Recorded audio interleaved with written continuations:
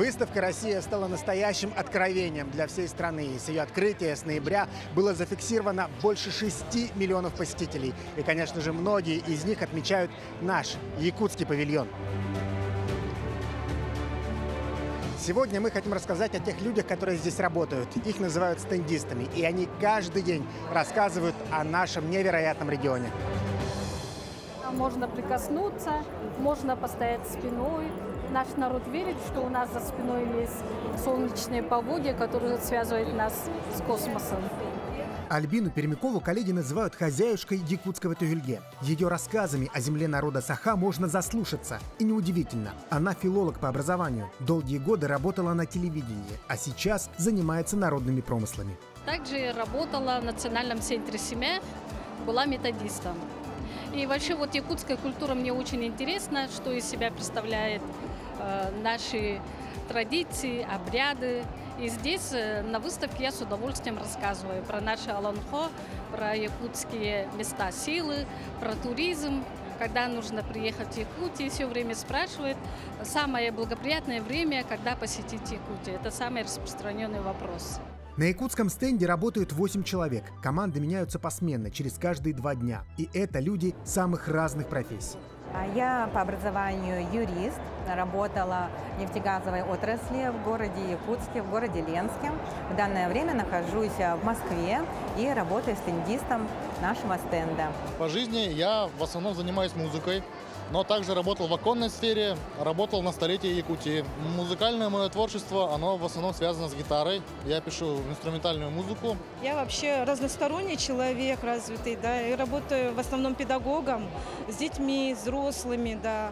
Узнала о выставке через социальные сети, подала свое резюме на собеседование, да, и меня пригласили на онлайн-собеседование через Якутск, Конгресс-центр Якутия.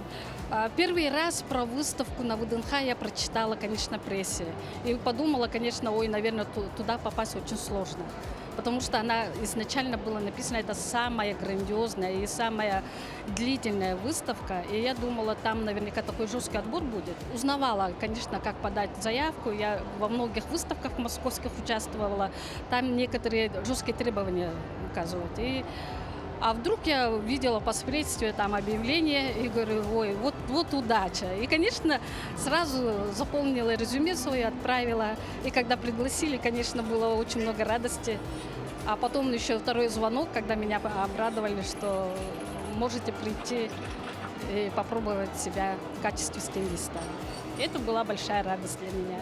Кстати, среди стендистов Якутии не только наши земляки. Каждому региону дирекция выставки «Россия» прикрепила своих сотрудников. Алексей Корнев, например, родом из Тульской области, но за несколько месяцев работы уже прекрасно освоился на якутском стенде. Добро пожаловать в Якутию. Якутия – это самый большой регион нашей страны. Он сравним, это 6 Франций, либо 9 Германий. Регион больше, чем Казахстан, чем Аргентина. И чуть-чуть меньше, чем Индия. Но в Индии живет 1 миллиард 250 миллионов. У нас живет, как думаете, сколько? 1 миллион. 1 миллион. Потому что немного холодно. Вообще, изначально я не знал, где я буду работать. Там было распределение, и я попался на стенд Якутии, чему очень рад. А что ты знал о Якутии до того, как начал здесь работать? Я знал о мамонтах, о холоде и о алмазах. Больше ничего. Нам очень повезло, что с нами работают ребята, которые по характеру, по стилю жизни к нам очень подходят. Они также быстро влились в нашу историю Аланхо. Вообще культура Якутии, она настолько многогранная. Даже гиды профессиональные иногда сами путаются. Это мифологическое значение или это хозяйственное бытовое значение, они иногда путаются. А эти ребята, нам повезло, что у них память такая феноменальная. Один раз расскажешь, они впитывают как губку, и это пересказывают без всяких ошибок. Я знаю, что в Якутии 2 Новых года. Я знаю национальные блюда. Я знаю чуть-чуть язык. Я знаю национальные праздники. Я знаю национальные музыкальные инструменты. Я знаю обряды, обычаи, я знаю, что такое махтал, я знаю, что такое серге, дейбир и так далее. Вот, активно всех приглашаем на мероприятия, которые проводятся ежедневно. Мастер-классы, выступления, танцы, пение, концерты. Приезжают к нам гости из Якутии, организаторы, работники предприятий. Они тоже могут выступить от лица нашего стенда. Каждый день приходит множество гостей из России, из зарубежья, дальнего, близкого, из Якутии видим земляков. Мы работаем так же, как и работники музея, несем ответственность за все экспонаты. Вот, и должны гостеприимно встречать гостей, объяснять нашу культуру, историю, вот, с точки зрения профессионала. Мы находимся внутри нашего стенда. Здесь можно посмотреть о культуре Якутии. Здесь рассказывается о нашей харчаной, о культуре, о бытии народа Саха. Здесь рассказывается о бык холода, который в октябре выходит из Северно-Ледовитого океана и покрывает всю землю Якутии. Далее наш стенд продолжается вселенной Аламхо, где рассказывается об Аламхо, нашем эпосе. Здесь Якутия – место силы. Это информация о туризме, о туристическом потенциале Якутии. На этих двух тач-панелях можно ознакомиться с турами. Наш стенд продолжается зоной артефактов. Здесь у нас рассказывается о якутской лошади, уникальной породе, о снеговых очках, изделия из бивня мамонта, наши алмазы, серебряные украшения, дейбир, национальный инструмент хамус и, конечно, якутский нож. Все, чем гордится Якутия. Также у меня в руках дейбир. Сделан он из конского волоса. Во-первых, это атрибут шамана в обряде очищения души. Поэтому все становимся в очередь и с очищенной душой будете продолжать свой путь по этой великолепной выставке. Очень необычная вещь. Первый раз такое вижу. Как вы думаете, для чего она? Нам уже рассказали. Это чтобы от комаров отмахиваться летом. А вот мы, знаете, неожиданно так зашли сюда, даже не думали, что пойдем. Об Якутии практически ничего не знаем. Очень-очень интересно. Какие-то новые факты. Конечно, не могу прям сказать, что я что-то сейчас поняла. Но думаю, сейчас еще посмотрим, и нам будет... Останется очень много в копилочке нашей. Народные костюмы очень-очень шикарные, интересные. Фотографировались, ребенок сфотографировался вместе с этими костюмами. Мы только подошли к вашему павильону, вот пытаемся познакомиться, как раз читаем вот стенд. Очень красивые изделия, нож, я так понимаю, это рог на кости, да, поэтому интересно, ознакомливаемся. Во-первых, если честно, первое, что подумал сегодня, какая у нас большая страна, потому что так устали ходить, мы вот один павильон уже посетили, вот сейчас во втором уже просто изнемогаем, но хочется все досмотреть. Осознание того, что у нас большая страна, богатая страна, разнообразными ресурсами, разнообразной природой и культуры, да, все это очень интересно. А серге ставят, когда вот в семье рождается сын. А также мы верим, что наши божества могут спуститься с небес и здесь могут привязать своих лошадей. Как только зашла на стенд Якутии, первое мне бросилось в глаза наш серге. Я так обрадовалась. Вот кусочек нашей Родины. Вот отсюда. Всем я говорю, вот кто заходит впервые, если вот глазами ищут бриллиантов или еще что-то ищут, я всегда говорю, вот наш серге. Идите сюда, потрогайте, прислонитесь, подумайте о своем роде. И всегда вот есть люди, которые магнитом сами притягиваются к нашему коновязу серге. Алтан серге – это наш большой, это наша палочка-выручалочка. Все люди к нему тянутся, все загадывают желания, потому что без чудес никак нельзя в этом потоке. Такой поток большой для людей, и для людей нужна какая-то вот фишка, которая нас спасает. И вот эта палочка-выручалочка – это наш алтан серге, который всех притягивает как магнитом. Люди приходят 3 раза, 4-й раз, семьями приходят, приводят даже своих пожилых родителей. А именно внимание привлекает, скорее всего, дейбиры. Вот. Людям очень интересно, из чего они сделаны, для чего они используются. Также привлекает внимание столбы, которые стоят у нас на входе, то есть серге. Также серге, который стоит по центру выставки экспозиции нашей. Привлекает еще карта, то есть стол, карта, пазл. там, где как раз таки отображено, какие территории занимают наши улусы. Про современную Якутию рассказываю, например, фестиваль Мусустар. То, что у нас вот с 2021 года проводится каждый год. Раздаем даже подарочки людям за ответы на вопросы, тематические подарки на Мусустар. Еще говорю то, что у нас в медцентре лучшая нейрохирургия и кардиохирургия неплохо так развита. Вот, то, что у нас в Якутске в медцентре стоит именно вот такая вот развитая медицина. Также добыча алмазов, золота, угля по нашим регионам, раскопки мамонтов, бивней мамонтов. Больше всего людей удивляет наше дерево, ал-лукмас. Это дерево желаний, много про него спрашивают. Спрашивают, где живут в Якутии, правда ли, что они живут в иглах. Конечно, нет.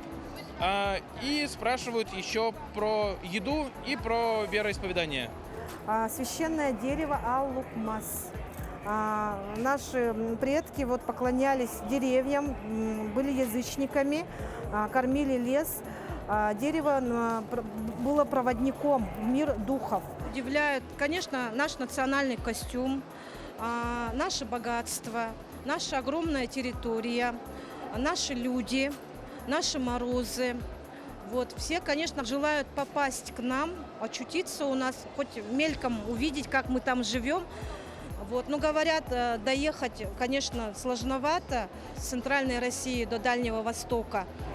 Также спрашивают о туристическом потенциале, какие бывают туры, если они приедут в Якутию, что именно посмотреть, в какое время года, зимой лучше приехать или летом, какие есть достопримечательности, много хотят приехать на Эсэх, интересуются полюсом холода. Мы советуем, чтобы полюбить Якутию, побывать и зимой, чтобы прочувствовать ее холода, и летом, чтобы увидеть этот национальный праздник Эсэх, ее красоты реки Лена.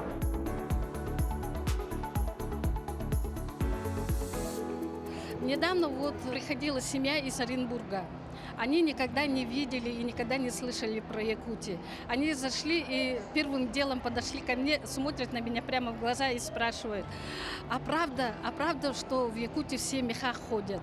А почему вы в такой легкой одежде стоите? Мы хотели здесь видеть вашу шубу, ваши унты, ваши шапки. А я говорю: ну здесь жарко, я не могу стоять в шубе. А они говорят: а мы хотели оленью шкурку потрогать, как это у вас шапка. И там по телевизору показывают, что вы все в мехах ходите, и у вас минус 50. Многие люди думают, что у нас буддизм, но когда узнают, что у нас язычество и многобожие, они удивляются, но им очень интересно все еще слушать. Еще удивляются тому, что у нас по республике всего 1 миллион людей, и 400 тысяч из них примерно проживают в городе Якутске. Что говорят на это? Ну, говорят то, что удивляются очень сильно просто. Спрашивают, сколько людей проживает по улусам. У нас-то территории огромные. Вот. Спрашивают, сколько людей проживает в этом улусе, в том улусе. Например, в Оленёкском национальном якутском улусе. Он же по территории своей равен одной Польше. Про него часто спрашивают, сколько же там людей проживает. Вот наш, например, наряд якутский, да, костюм. Не все знают, что это в древности, да, Илинка Бигер, это была наша женская броня, кольчуга. Защищала нас от нападений, стрел. Якутские женщины как бы имеют полукочевой образ жизни, корни степные, да, они много ездили на лошадях, поэтому вот наравне с мужчинами носили такую броню. Видите, вот защищает, вот бастыга защищает жизненно важные органы, вот висок, лоб, а вот это украшение, да, сердце защищает, вот. И здесь тоже вот как защита. Платье тоже вот наше называется халадай, якутское национальное, да, интересуются вот нашим костюмом, ювелирными изделиями. Ты в национальном костюме, расскажи немного про него, как он тебе? Мне очень нравится этот костюм. Это называется камзол. На голове у меня харасхал. Это оберег. Защита справа, слева, сверху, снизу и вперед. Я его каждый день ношу, потому что у меня очень плотный график, и мне это очень нравится. Ну и ремень еще у тебя? Да, еще и ремень. Кстати, на выставке примерить якутский национальный костюм может любой желающий. На нашем стенде представлены различные наряды. Можно переодеться. Также запечатлеть себя в фотозоне. В общем, по максимуму прикоснуться к нашей культуре и традициям. Похож, нет? Очень удачный стенд, очень интересная экспозиция с точки зрения донесения материала. Очень удачное расположение. Мы с группами любого количества можем подойти. Наглядно видно на экране информацию. Очень красивые костюмы. И самое главное, нас так приветливо встречают здесь представители вашей республики. Всегда приятно поговорить. Они всегда расскажут что-то интересное, что мы не знаем. Ну а гостям выставки всегда намного приятнее общаться даже не с нами, а вот с представителями региона. Это так здорово. Так что всегда с большим удовольствием заходим к вам и ведем группы в первую очередь. Гиды, они меняются. Каждый день приходят новые гиды. Но есть и те, которые уже с 4 ноября вместе, мы уже подружились. Они уже рассказывают, как мы рассказываем, уже все выучили. И тогда за них не стоит беспокоиться. А когда новые гиды приходят, я уже навостряюсь и слушаю, что же они будут рассказывать. Есть девушки-гиды, которые прямо вот, как в Википедии написано, точно так же рассказывают. А есть люди, которые, плавают, вообще не знают про Якутию, и им охотно я помогаю, рассказываю, и даже они записывают на видео, что я рассказываю, и это как вирус прямо быстро распространяется. Например, я рассказала, что вот Якутия первое место занимает по России по табунному хозяйству. Коневодство у нас очень развито, около 182 тысяч голов лошадей, и про якутскую породу лошадок. И это прямо вот, они так полюбили вот эту информацию, и все рассказывают про якутское божество лошадь, белая лошадь. Она имеет несколько оттенков белого цвета. Они больше любят рассказывать про наших животных. Конечно, я тоже про наших знаменитых земляков тоже рассказываю, про снайперов рассказываю, про ребят, которые герои на СВО. Все это рассказываем. И несколько раз приходили мужчины военные, и они прямо благодарили за то, что вот Якутия таких героев отправила нам. Спасибо вам за ребят. И это было, стоит за это работать, стоит слышать такую благодарность, это много стоит. На якутском стенде постоянно проходят различные тематические мероприятия. Это концерты, конкурсы, встречи, презентации. Особенно посетителям нравятся мастер-классы. Я начала плести браслет на удачу и любовь. Никогда этим не занималась, но Полина Никитишна все очень досконально объясняет. Когда я начала первый ряд, то я даже не знала, как вставлять бусинку, а сейчас вот ряд за рядом я уже смогла сделать, начала 4-й ряд. Я его обязательно продолжу дома и закончу этот браслет. Я же еще тут буду, чуть чего, можно что-то еще другой узор. Потом уже будет и такие делать. А вот уже знакомство с традиционными якутскими настольными развлечениями. Семья Максимовых из Крыма охотно увлеклась игрой «Поленница». Нужно именно уметь, то есть одну какую-то рандомную палочку брать не получится, тогда ты проиграешь. Нужно именно думать, какую можно выбрать, чтобы не проиграть. То есть на логику еще достаточно хорошая игра, мне очень понравилась. Мастер-классы проводят сотрудники стенда Якутии. Каждый из них настоящий знаток культуры и традиций народа Саха и может объяснить посетителям даже самые сложные правила. Больше всего детям нравится игра «Ылык», которая играется по правилам крестиков-ноликов. Она интереснее обычных крестиков-ноликов, поскольку она слегка усложнена тем, что ход не стопроцентный. То есть есть вероятность не попасть, и детям это очень интересно.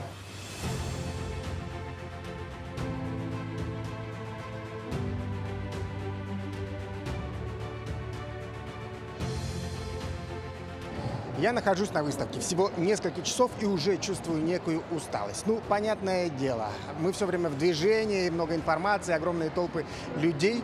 А представляете, стендисты работают целый день на ногах и постоянно общаются с людьми.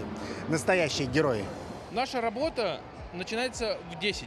На самом деле, первое время было немного тяжело из-за того, что очень много народу, особенно при открытии, было уйма народу. Сейчас еще более-менее выровнялось. И в будние дни, то есть это вторник, среда, четверг, мы работаем до 9, а пятница, суббота, воскресенье мы работаем до 10. Поэтому всех ждем. Я, конечно, понимал, что будет много народу, но что настолько нет, потому что мы делали замеры, и в выходные дни в среднем у нас от 20 тысяч людей просто на стенде. Поэтому не был готов, но научился. Да, я самая старшая среди стендистов по возрасту, но из-за того, что у меня вот за последние годы накопился опыт участия на выставках московских, я вот привыкла с утра до вечера стоять на ногах.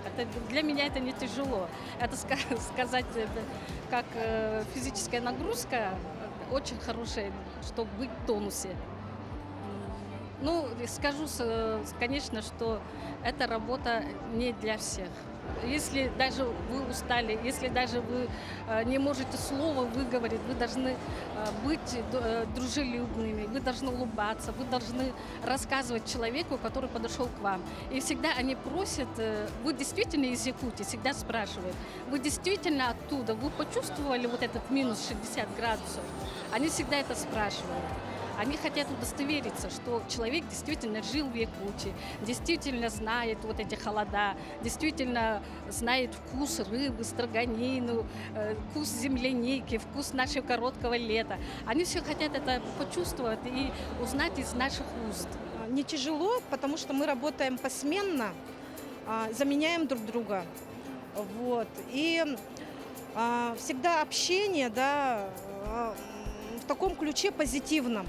Да? Люди приходят к нам отдыхать, узнать что-то новое, с нами общаться. Да? И мы на простом больше языке объясняем им, да, нашу историю, культуру доходчиво, без всяких научных, да, терминологий.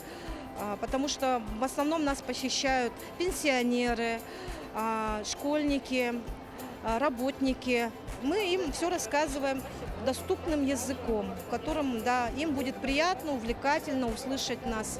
Работа такая позитивная больше, да, ну не тяжелая.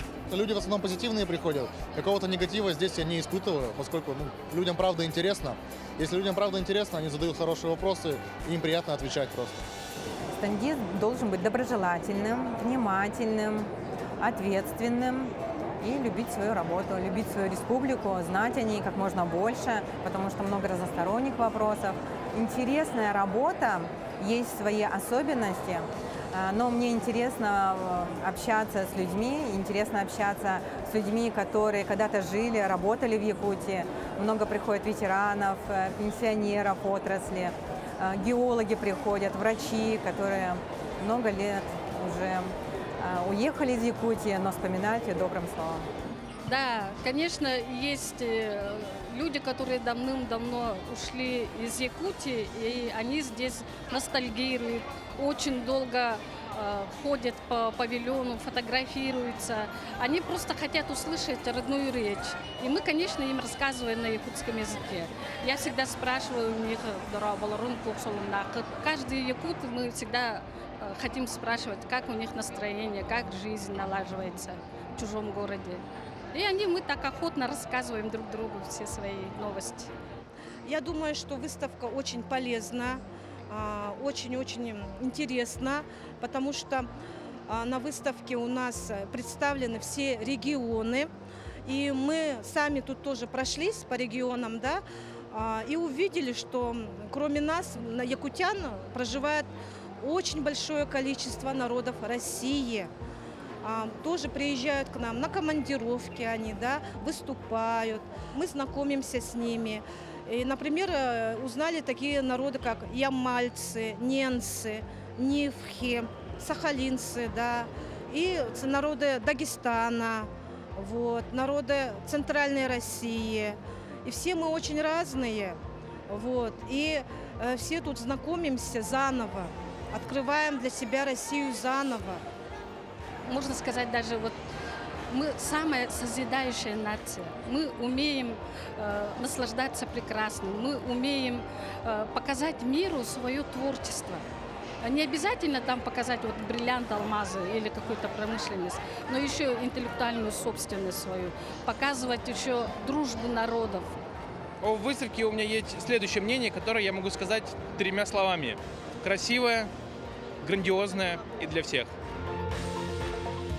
Максим Кардозу, Айсена Бурнашова, Виктор Олесов, Григорий Николаев. Москва.